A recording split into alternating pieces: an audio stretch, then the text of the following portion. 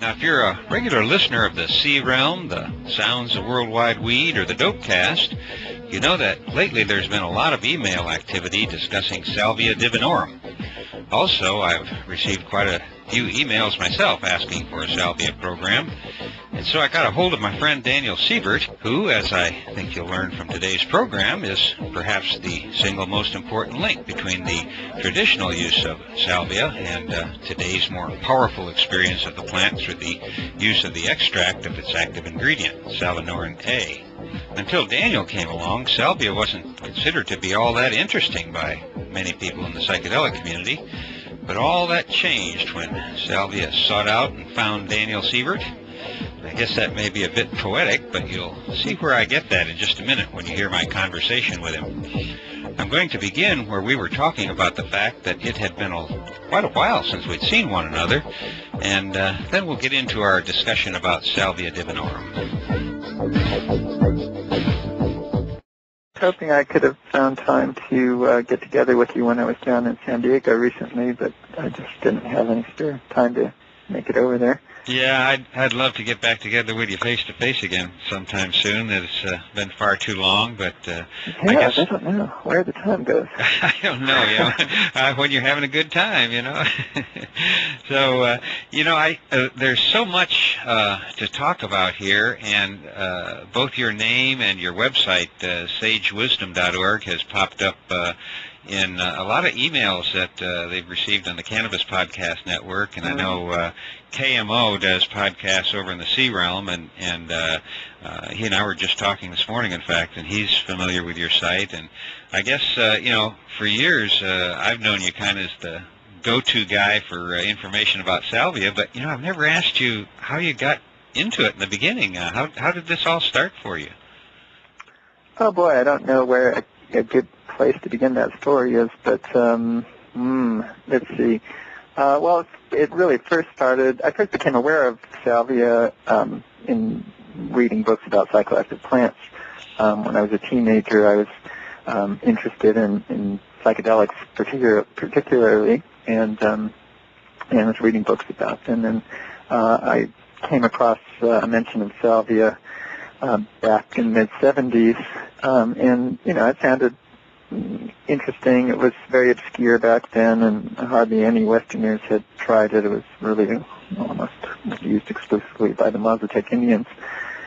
So I heard about it, but it was obscure and difficult to obtain in this country. There were a few people who had plants from botanical gardens and a few private individuals, but it wasn't readily available commercially. So I just didn't have another opportunity to look into it further until many years later. Sometime in the late 90s, I came across it again, and came across a couple of people who had tried it. Terrence McKenna's ex-wife, Kat Harrison, had tried the leaves once with Ralph Metzner in Hawaii, and she told me about her experience, which was underwhelming. She basically didn't have much of an effect, and it was so subtle that she kind of wondered whether it really did anything. And a few other people I had talked to who had tried salvia had the same experience. They said, well, you know, I'm not sure it really does anything. So that was my first early exposure to it. It was this obscure plant that was rumored to be a hallucinogen, but apparently didn't really do much. And that was the reputation it had in the sort of psychedelic community. But not many people had tried it, so there were, you know, these reports were few and far between. And one day at a Terrence McKenna lecture I went to, and I think it was in Hermosa Beach, someone in the audience was carrying a potted Salvia Divinorum plant. And I had recognized the plant because I had managed to obtain one from a specialty plant grower a couple of years previously.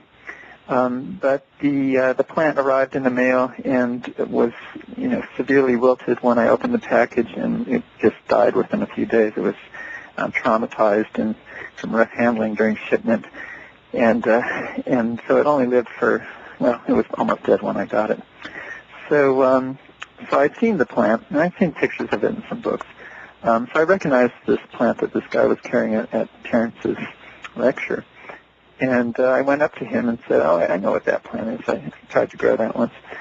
And he said, "Oh, well, I've been having good success growing it, and I just bought this because it was an extra. I thought, I'd share it with people here if anyone was interested." And so he snapped off a branch and handed it to me so I could root it and try again to grow it. So that's what I did. I brought it home. By the time I got home, it had been sitting in a hot car for a few hours, and it was completely wilted, and I thought, "Oh, there's no way this is going to survive." But I stuck it in some water, and it revived and rooted, and I grew it for about a year. With really not much interest in trying it, because now that I had a plant growing, I had asked around more people and tried to get some more information about it and read what there was to read about it, which wasn't much at that point. And the more I learned about it, the less interesting it seemed. It really sounded like it just wasn't really worth the trouble, that there were other mind-altering plants that were more worthwhile. So I grew it mostly as a curiosity. But one day, the plant had gotten about, 7 or 8 feet tall and was bumping up against the roof of this little greenhouse I had in my backyard at the time. And it had a severe infestation of scale insects all over its stems. So I decided, well, I got to get this out of the greenhouse, and I got to try and get these scale insects off. And it's sort of crowded in the corner of the greenhouse. It clearly needed to be moved and attended to. And so I lifted the pot up to take it out the door. And when I moved the pot, the plant just leaned over and broke off right at the base. So I had basically just, killed my plant. But I thought, well, what am I going to do with this? I thought, well, I'll try and salvage some cuttings and try and, reestablish some plants from cuttings. But so I took a few cuttings from some of the healthier pieces, but I was still left with a lot of material that was just going to go in the compost heap. And I decided, well, it's a shame to throw all this stuff away. Maybe I should, save some of the leaves and try and find time to try it. So I put the leaves in a plastic bag and stuck them in the refrigerator, and waited till I had time to schedule an experiment with them. At that time, it was commonly believed that the leaves only worked when they were taken fresh and that they had to be taken orally. It was thought that the active constituent, which wasn't really identified with any certainty at the time, it was thought that whatever the active psychoactive constituent was, that it was something that was very unstable, because previous attempts by Albert Hoffman, Jose Diaz, and others were unsuccessful in isolating an active constituent from the plant. And they assumed that, well, that was because whatever it was very unstable. And this implied that drying the leaves would make them inactive. And reports from the Mazateks also indicated that was the case. That they claimed that the leaves only work when fresh. They never dry the leaves for smoking or anything. They just eat the leaves fresh. So I saved the leaves fresh in the refrigerator, and about a week later, I got together with a good friend of mine and my girlfriend as well, and the three of us decided to eat these leaves. And yeah, well, while I was growing the plant, I was researching it and trying to find out about it, and most of what I had learned gave me an impression that it really wasn't worth bothering with. It's sort of an interesting plant that supposedly has some mild hallucinogenic effects, but there's a lot of plants out there that are reported to have some kind of hallucinogenic or mind-altering effects, but most of them either have a lot of undesirable side effects, or the effects are not really properly considered hallucinogens. They're more like sedatives or stimulants, and sometimes these plants have been categorized as psychoactive plants in books on hallucinogens, but often that information isn't very accurate. And I was starting to believe that that was the case with Salvia Divinorum from the reports that I'd heard. But I did hear this one report about an experience that Brett Blosser had in the Mazatec region in Mexico. And he had apparently a fairly profound experience taking Salvia Divinorum leaves with a Mazatec shaman. And I didn't know Brett at the time. I do now, but at the time, Brett, I heard this story through Kathleen Harrison and Terrence McKenna, who were friends with Brett. And so they told me about Brett's experience, and he, the information that I received was that Brett had taken 13 pairs of large leaves, and just he was instructed to roll them up in a little bundle, like a cigar-shaped bundle, and just chew well and swallow each mouthful of leaves until he got to the end of this pile of leaves. So since this was the only person who I'd heard of who had had any significant effect, I decided, well, I should emulate the method he was instructed to use. So anyway, when I don't know if you want to hear more about Brett's experience, but I don't want to get too sidetracked here. Just take it any way you want to go. It's a fascinating story. I'm really enjoying it myself. All right. Well, I'll just make sure I get back to the main point. But Brett was traveling in Mexico on a spelunking expedition at the time. He's an anthropologist by training, but he's also kind of outdoorsman and an adventurer. And anyway, so he was in the Mazatec region, and he was hunting for cave entrances in the highlands.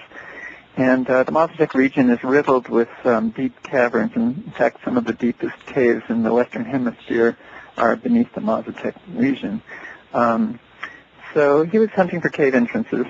And while he was out on the trail in backcountry, he came across a couple of brothers and talked to them and kind of befriended them. And they invited him to stay the night at their place, which he did. And in talking to them, he found out that their father was a shaman who used psychedelic mushrooms and Salvia Divinorum and various other plants. And so he had heard about these things and was interested in learning more about them. And to make a long story short, he spoke with the father, and the father agreed to lead him on a salvia experience. And Brett said, well, that he was interested, and he agreed to come back after his taking expedition was complete. So he did, and came back, and they scheduled this session, and they took the leaves, and Brett had quite a profound experience after chewing a bundle of 13 pairs of leaves. The reason I say 13 pairs is because traditionally most Mazatec shamans measure out doses of leaves in pairs because pairs have ritual significance, apparently representing male and female and perhaps twins and other things that are symbolically meaningful to them. Anyway, so he actually took 26 large leaves, which is a pretty good pile of leaves, and Salvia Divinorum leaves are quite bitter tasting. You can chew one leaf and it might not seem particularly bad tasting, but the more you chew, the worse it tastes. So the process of chewing 26 leaves is actually a bit of an ordeal. So anyway, back to the main point of my story. When myself and my two friends got together to try these leaves, we did the same thing. We each took 26 leaves, and we were sitting outdoors on a friend's veranda overlooking the chaparral-covered hillsides in southern California. And so it was a fairly peaceful setting, and it was around dusk, so it was starting to get a little bit dark and progressively dark. And so we chewed the leaves, and I really didn't have much expectation of anything significant happening. I mean, I had heard about Brett Blosser's experience, but I didn't know Brett. It was secondhand information. I was skeptical, and I actually, I kind of suspected that he was exaggerating, and, because most of the other reports I had heard indicated that Salvia really was quite mild and possibly didn't really even do anything. Some people who had tried the leaves and not experienced anything speculated that basically people who did report effects were just experiencing some kind of placebo effect from it. So anyway, we, the three of us, chewed our leaves with not much expectation. And about 15 or 20 minutes after I had first began to chew the leaves, I started to notice a slight shift in my vision, something very subtle that, I thought, I don't know. I'm obviously looking for some effect. And when you're looking for something, it's easy for your mind to, imagine things that aren't. I know the feeling. So I thought, well, maybe if I stand up and try and walk around, I'll notice some shift in my, I'll notice something more profoundly because, maybe my sense of movement and balance will be affected. So I stood up and took a few steps, and I thought, I definitely feel something is a little different. And I looked around, and I noticed there was this kind of colored glow around surrounding objects, almost like a aura-like glow to things. This sort of pleasant, slight little few inches of glowiness about objects. And so when I noticed that, I said to my friends, I'm definitely feeling something now. And one of my friends, in response, said, oh, no, I don't feel anything. And actually, before he finished saying the word anything, he suddenly just fell out of the chaise lounge he was sitting on and just fell on the ground and started laughing hysterically. And he I said, well, are you okay? And he couldn't reply. He just kept laughing convulsively, and he tried to get some words out to answer me, but he couldn't control the laughter enough to speak. So at this point I was feeling the effects, but not nearly as dramatically as he was. And the extraordinary thing was that it hit him so suddenly. 1 minute he didn't think anything was happening, and then within seconds he was just thrown into this other state. It was so dramatic. And he laughed that way for, I don't know, it seemed like an awfully long time. It was only, 2 or 3 minutes or something like that, but 2 or 3 minutes of uncontrollable laughter is a lot of laughter. So anyway, finally he was able to get some words out, and he said, are you in it? And I said, well, in what? And because, I would say, well, do you mean do I feel something? Or, what are you talking about?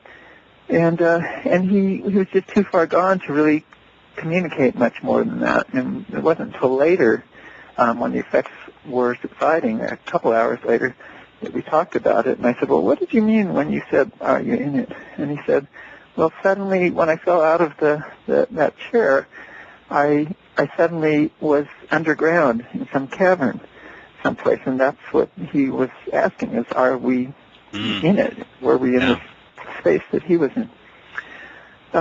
Anyway, but my own experience was I wasn't in it. I was in other places, but not that particular place.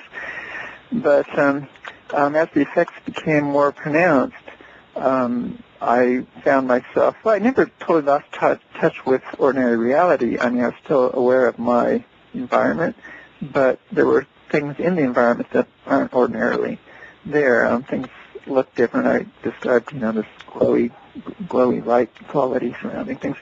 But at some point I noticed in the hillsides near us, which are basically just empty hillsides. Well, not empty. They're covered with chaparral bushes and shrubs.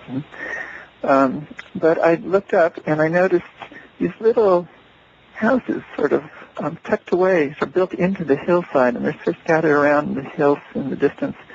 And you could see as it got darker these little lights coming from the windows.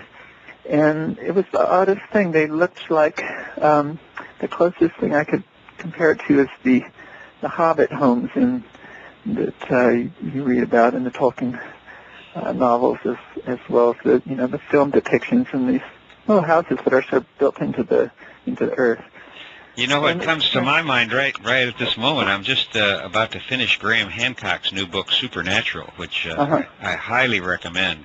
And he has a big section in there about the medieval fairies, and what you're describing is one of the scenes right out of medieval times, I think. Right, yeah, well, I'm sure those stories were, a big influence on Tolkien's writing, so, yeah, I'm sure the Hobbit houses came out of European mythology.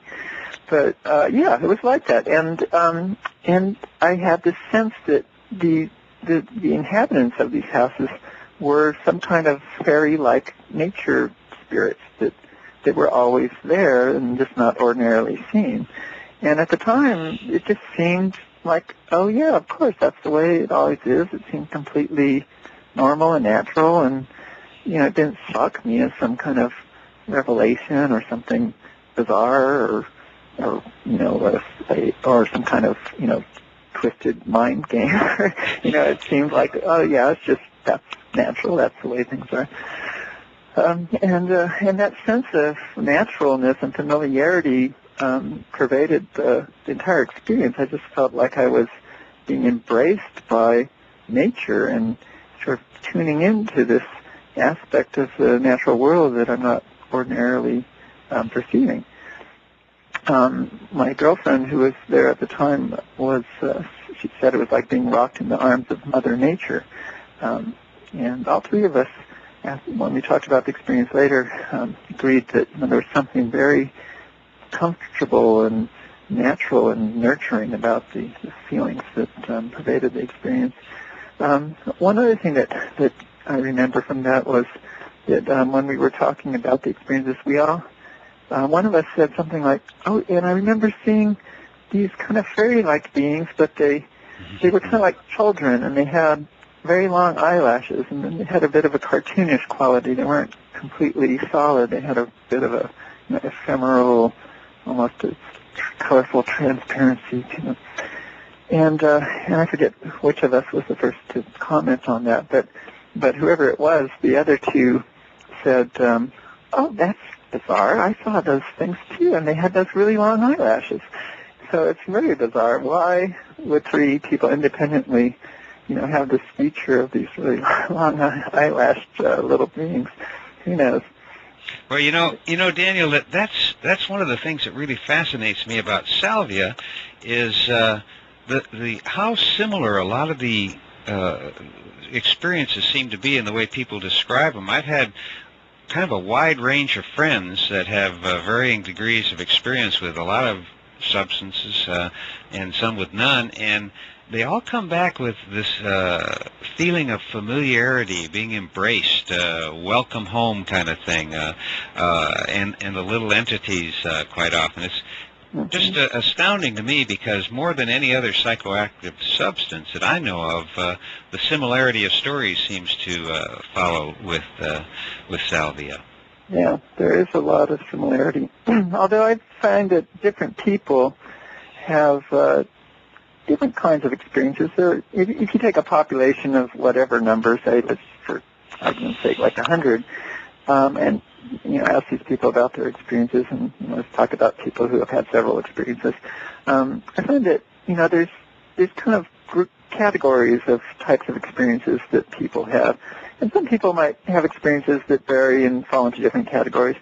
But some people seem to only, tend to have one particular type of experience, but there'll be lots of other people who also have that type of experience. And then there's, other people who have a different type, and they sort of fall into this other group. For an example, one of the more common types of experiences people have is often people have visions of places that that are reminiscent of early childhood.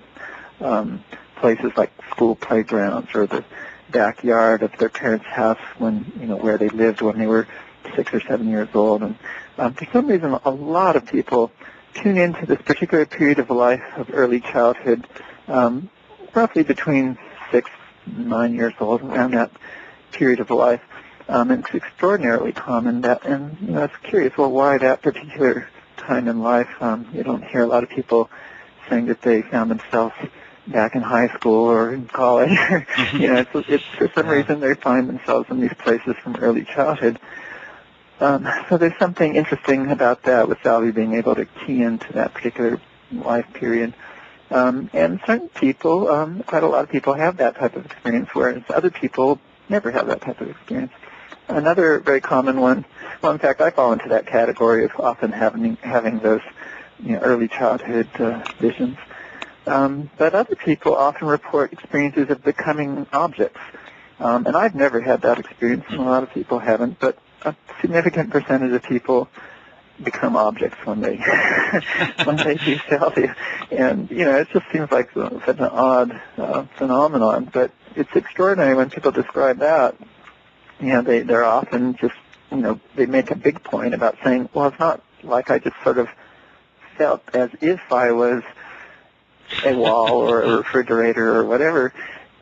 I was that thing, and there was no question about it, and it was as if that was the way it was, and I would always be that thing. And, I was concerned that I would never come back from that. Wow. And that's another, one of those weird salvia effects. I'm sure that kind of thing can also happen with other psychedelics as well, but, it seems particularly characteristic of salvia. And there's the sort of broad categories of types of experiences that people have with it. Well, that salvia is so unique, and that's one of the reasons that prompted me to do this interview with you, is that in hearing some of the other experiences that people are writing into various podcasts about, it appeared real obvious to me that they hadn't been to your website to read the free user guide and really learn more about how to use salvia. I think some people are thinking they can just have a toke or two of salvia and have a quick experience, and maybe we should cover a little bit about what's really the sacred way to use this to have a true salvia experience and to respect the plant itself too. Yeah. Well, let me just preface that with something. I had told you about my initial experience with the leaves, and basically it was that experience that made me, the experience fascinated me, and that fascination led me to a whole string of further experiments with the leaves and efforts to, I won't even go into those. It gets to be a very long story because it's been years of experiments and research. But ultimately, it led me to do a string of experiments with salvia that, which resulted in my isolation of a crystalline substance from the leaves, which is now known to be salvinorin A. And that was quite a extraordinary discovery, at least it was from my perspective. It turned out that this compound turned out to be responsible for the mind-altering effects of the plant, which was interesting in itself because although this compound had been isolated from leaves previously, it had not been determined that it was responsible for the visionary effects of the plant. So I isolated this compound, but when I tried it, I discovered that this stuff was extraordinarily potent, which was quite a surprise because it takes quite a lot of leaves to get much an effect when you take the leaves in the traditional fashion. So it was a surprise to find that it contained one of the most potent visionary compounds known. The problem with chewing the leaves is it's not a very efficient way of getting that compound into your body because apparently it's either poorly absorbed or largely deactivated by gastrointestinal fluids, enzymes, or whatever before it reaches the bloodstream. But after isolating salvinorin A and identifying it as the active principle, I published a paper in the Journal of Ethnopharmacology describing my findings about this compound. And that generated a lot of mail from people who had read the article, people wanting to know more about this. And that was right around the time that the web was just emerging as a popular phenomenon. And rather than having to answer the same questions over and over to all these correspondents, I decided, well, I should just put up a web page and create a central source for information about Salvia Divinorum, where I can just direct people to that and have all that information there, so I don't have to keep answering the same questions over and over again, which is what I did. And that was, it was something like almost 10 years ago now. And I've been building that website for the last decade. and trying to make it as comprehensive as possible. Because after experiencing Salvinorin A, my perception of salvia changed. My experiences with the chewed leaves were one thing. Chewing the leaves tends to produce a very gentle experience that can be managed fairly easily and there's lots of variables here, so I don't want to generalize too much. But in general, when taken in the traditional fashion of chewing the leaves, the effects are gentle, the onset is gradual, the experience is enriching and can be utilized in a very controlled, directed, conscientious manner. When you take it when you take salvia in a manner which gets it into your bloodstream rapidly, which is what happened when I first tried Salvinorin A, I vaporized the compound and inhaled the vapors. The effects can be very almost instantaneous and extremely dramatic and overwhelmingly intense sometimes, and difficult to make sense of and difficult to really use in any directed manner. So it was after my experience with Salvinorin A, the pure compound, that I decided that it's really important that people get some guidance about how to use this herb in a positive, safe way. I think it's important to encourage people, particularly, to try to use it in the traditional fashion of chewing the leaves, because that, for most people, is the most useful way. But this story gets a bit complex because also around that time, people started selling salvia. It started becoming more widely available.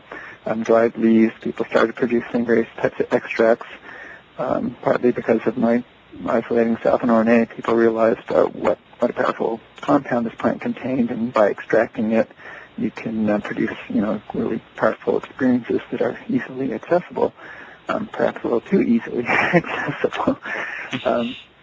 So anyway, I decided it's important to have a certain responsibility as somebody who's kind of put this information out to the world to begin with, to try and give some people some guidance. So anyway, to make a long story short, that was the main reason that the website was created. And to get back to your question, yeah, right. A lot of people. I've had my website up for about 10 years now, and if you do a Google search for salvia, you'll find that my site's probably the first thing to come up. So the information's pretty readily available. But nevertheless, an awful lot of people, possibly even the majority of people who try salvia, don't come across my website first, and often they don't really have much information about salvia. A lot of times people hear about it in media stories, and usually the media sensationalizes their reports about any kind of psychedelic substance, and salvia is no exception. And they, often compare salvia to LSD and whatever, to legal pot or whatever they call it. And that kind of thing is very misleading. People, they hear a story that's titled legal pot and think, oh, well, I'm interested in that. I like pot. And not realize that salvia is not like pot.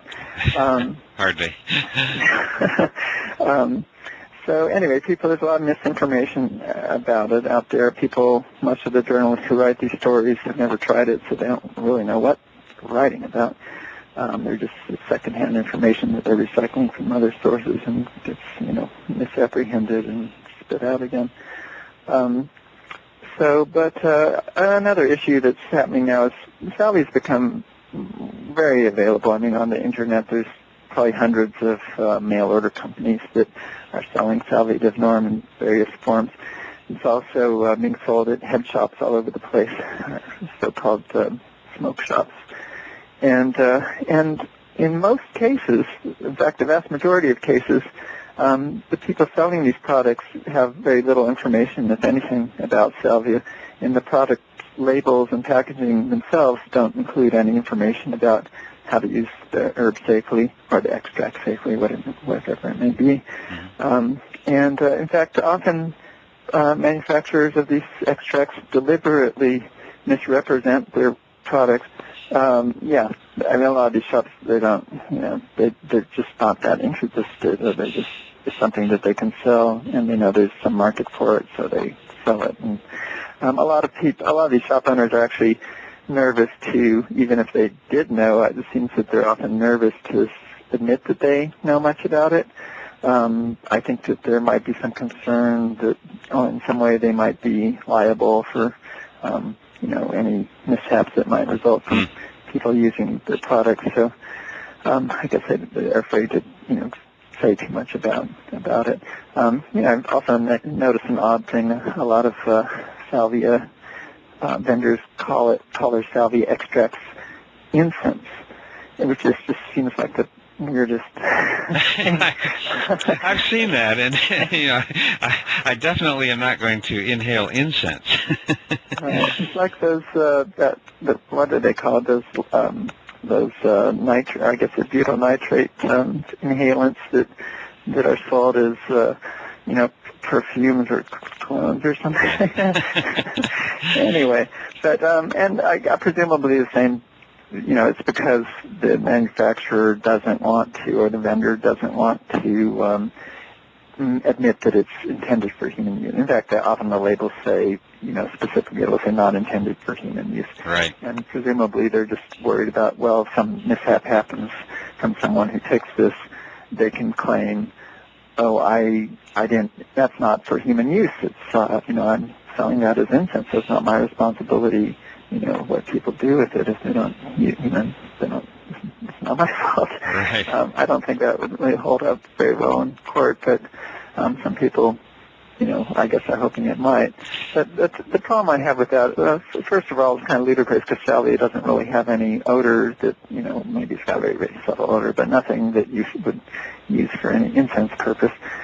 So that's kind of silly. But the other thing is these people are just selling a powerful mind-altering substance and not taking any responsibility for educating people about how to use it safely. And I've always had a problem with that approach, and that's why my focus has always been on education, more education. I don't think people can be too educated about salvia. You don't need to know everything about it, but a lot of information is a good thing.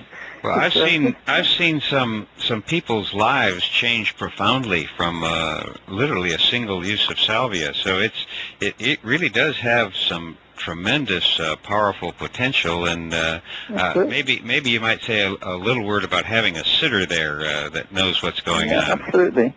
Well, yes, a sitter is important. Salvia can be quite powerful.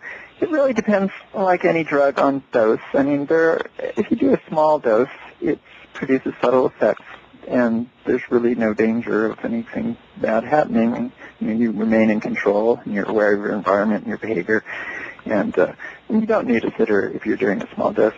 But, when people are doing salvia for the first time or the first few times, they don't really know how sensitive they are to salvia. People vary a lot in sensitivity to salvia, and that's something that's true for all drugs. People vary in sensitivity to any drug. But salvia, is particularly apparent, at least, talking about hallucinogens in general. Salvia, people seem to vary more noticeably in response to salvia than many other things. So there's some people who are, unbelievably insensitive to salvia. I've come across people sometimes who seem practically immune to it. They can do these, concentrated, super concentrated extracts and get very little effect. Whereas, other people, there's a small percentage, but some people are just remarkably sensitive to it, and very small dose produces very dramatic effects, a dose that wouldn't really faze most people. And, the majority of people tend to fall in somewhere in the middle between those two extremes. But when you're first doing salvia, you don't know where you fall in that sensitivity category. So it's important to use extra caution. It might turn out that you're a person with unusually high sensitivity.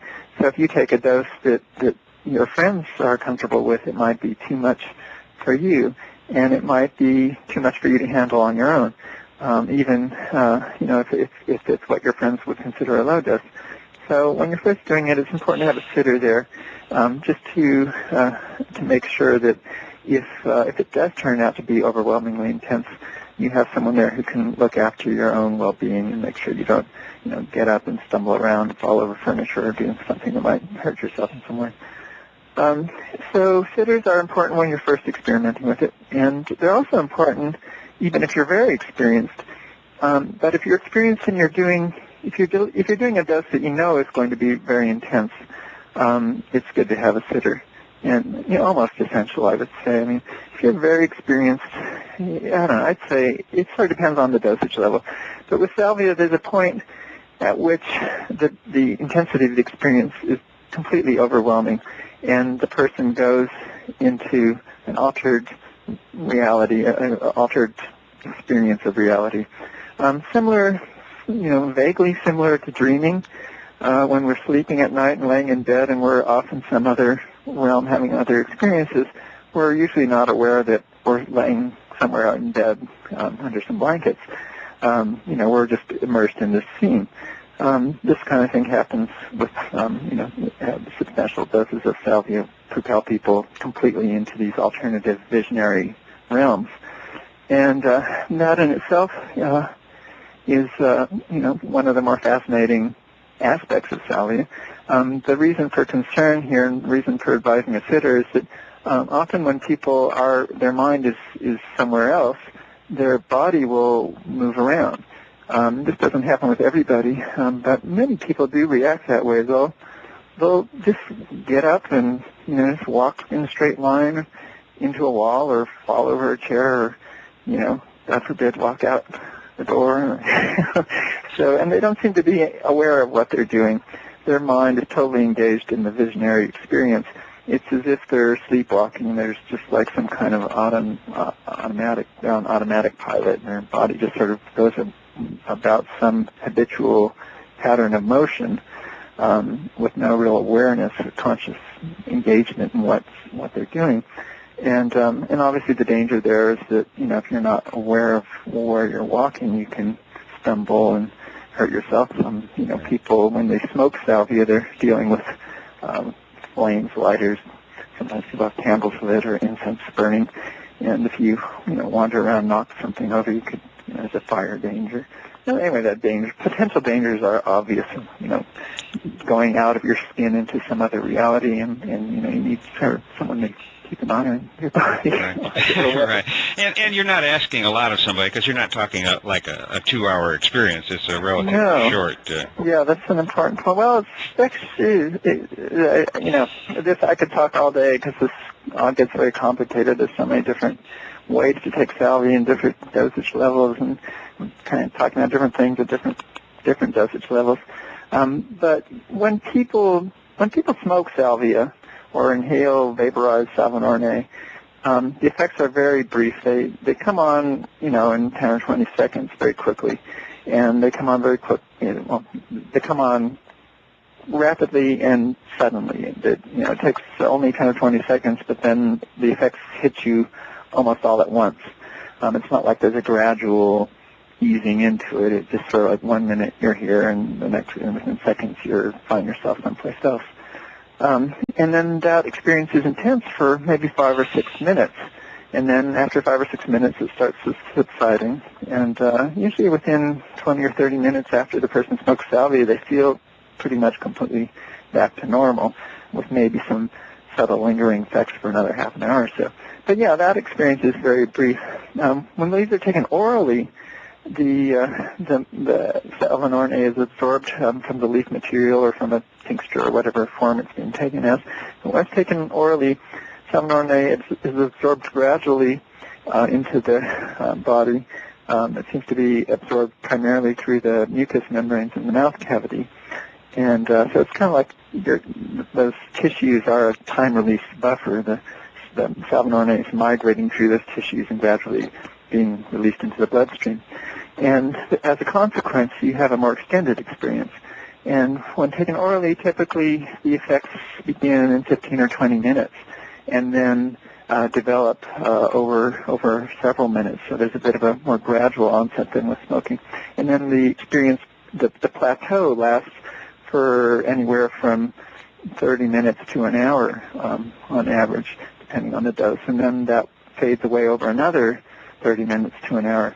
So when taken orally, you can actually have, an experience. The overall experience can be more like 2 hours, sometimes a little longer with higher doses, compared with smoking, where you're talking about like 20 or 30 minutes for the significant phase of the experience.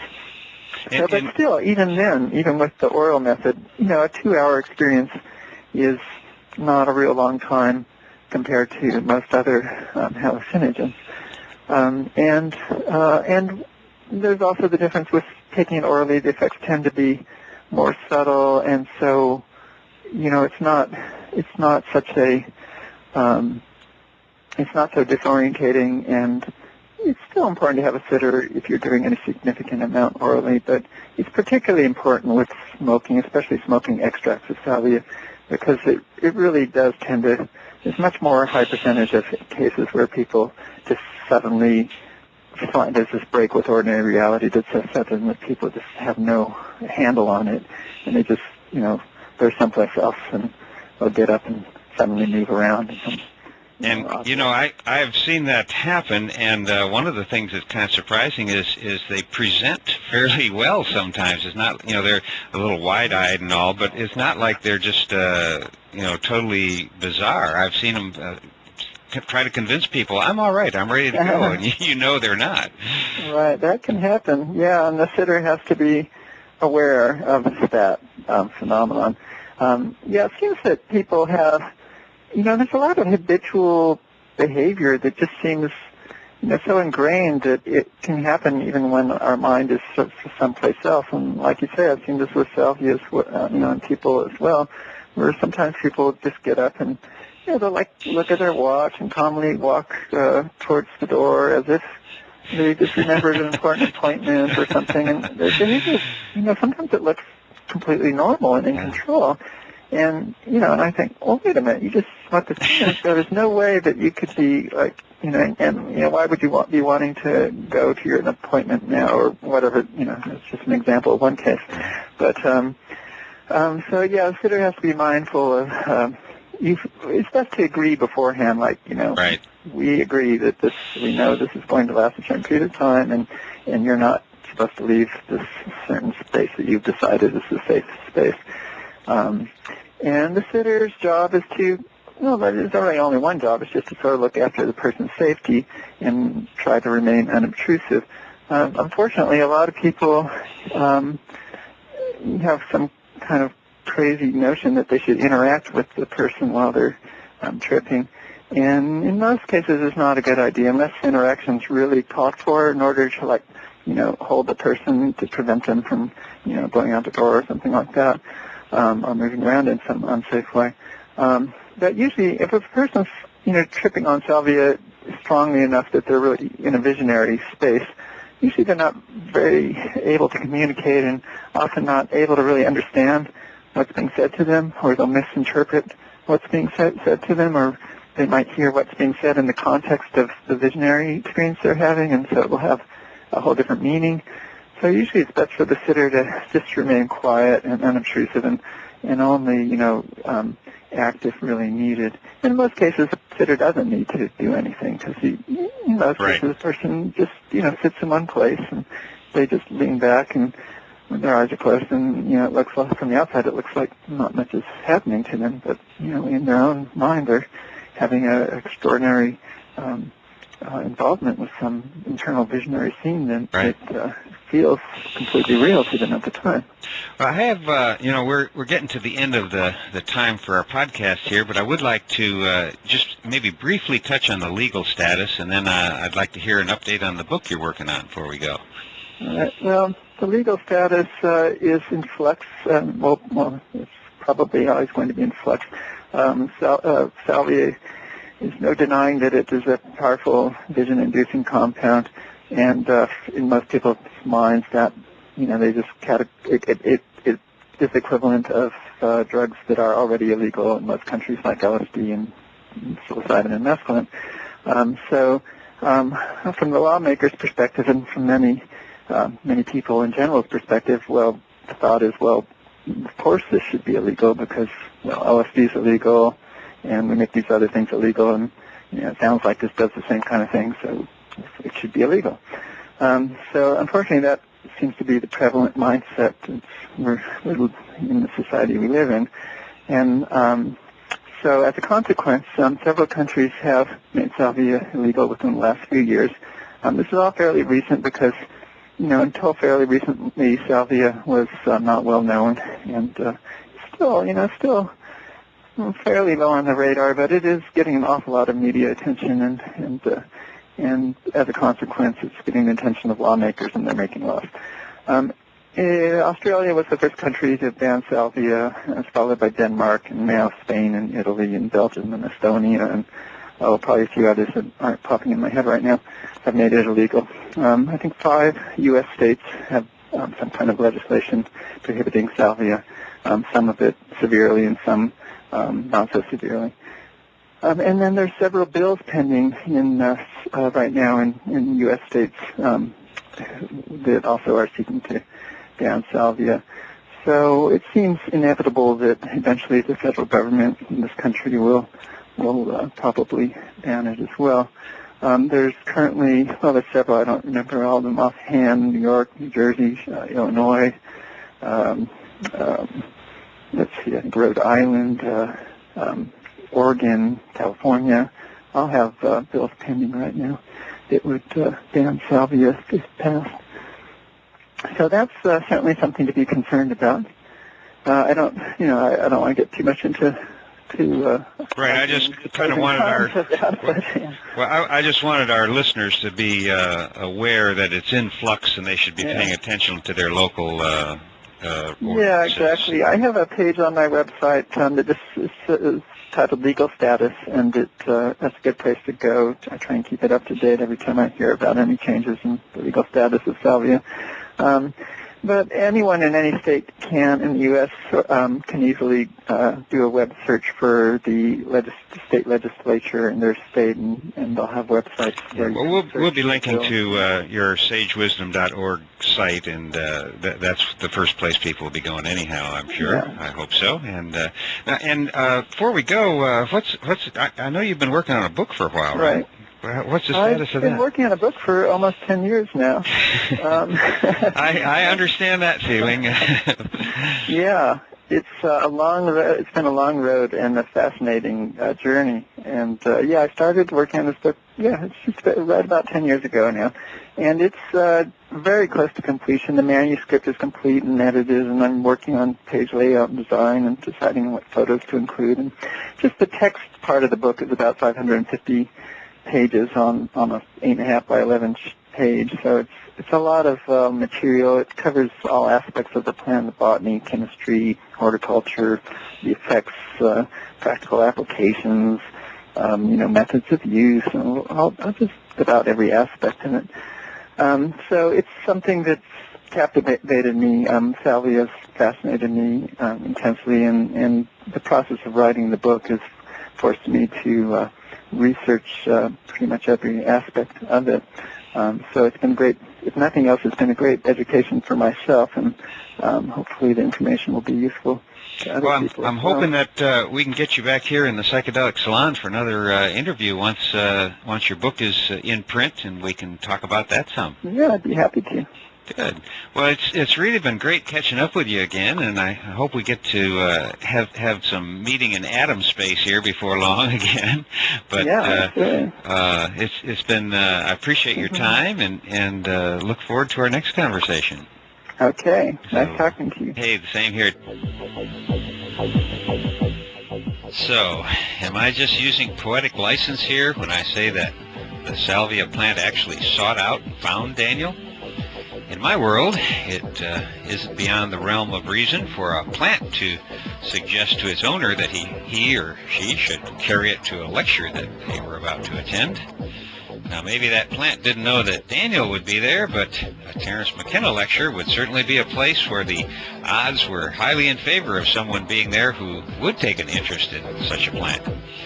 I didn't think to ask Daniel if he knew the name of the person who gave him that salvia plant at the McKenna lecture, but isn't it fascinating how a person whose simple action of giving away a few cuttings of his salvia plant has, well, maybe without his even knowing it, has had a profound effect on, well, ultimately on the entire whole-on of human consciousness due to the large numbers of people who are now actively using salvia in sacred ceremonies. So if you are that person, I thank you for following your instincts or the plant's request by bringing your salvia plant to Terrence's lecture. In fact, we are all in your debt. Another thing that stuck out when I was re-listening to this conversation I had with Daniel was when he was talking about people under the influence of salvia becoming objects. And that reminded me of a Terence McKenna rap I once heard where he was talking about how psychedelics remove boundaries, and he said you'd better be careful because they could remove the boundary between you and your refrigerator. And while I've never had the experience of becoming an object under the influence of salvia, it did happen to me one time in an ayahuasca circle. And there's really no way to put words to an experience like that. All I can say is that for a while I actually was a computer network. It was very strange. That's about all I can say about it, other than that I've never been so cold in all my life as during that little ayahuasca interlude. Getting back to salvia, I think that I mentioned before that the website Daniel has been maintaining for over a decade now may be found at www.sagewisdom, SAGEWISDOM. That's all one word, sagewisdom.org. And it's one of the very few websites that I'm willing to put my name behind 100%. Two of the others, of course, are Erowid, EROWID.org, which can be trusted to provide good, solid information about a wide range of psychoactive substances. And another one is CognitiveLiberty.org, which is the place to go for information about the legal status of various phases of the war on consciousness. But Daniel's site, SageWisdom.org, is really the best place to go for all kinds of information about salvia. For starters, you'll find a user's guide there that I believe is really must-reading before you ever try this powerful substance for the first time. And even if you're experienced in using salvia, I think you might want to pick up a copy of that guide. It's free, just download it from sagewisdom.org, and you might pick up a tip or two also. Also, his frequently asked questions section answers almost every question I can think of about salvia. And, just this morning I was listening to the latest Dopecast from thedopetheme.co.uk, and he read an email from a listener who said he'd not had great results from some salvia extract that he bought online. And he went on to say that he bought it from someone whose prices were a bit lower than he found on sagewisdom.org.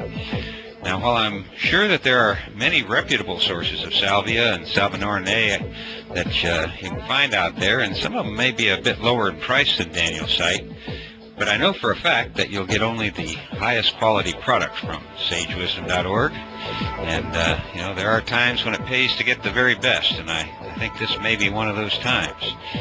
And that goes for any substance that you're going to put into your body, including food.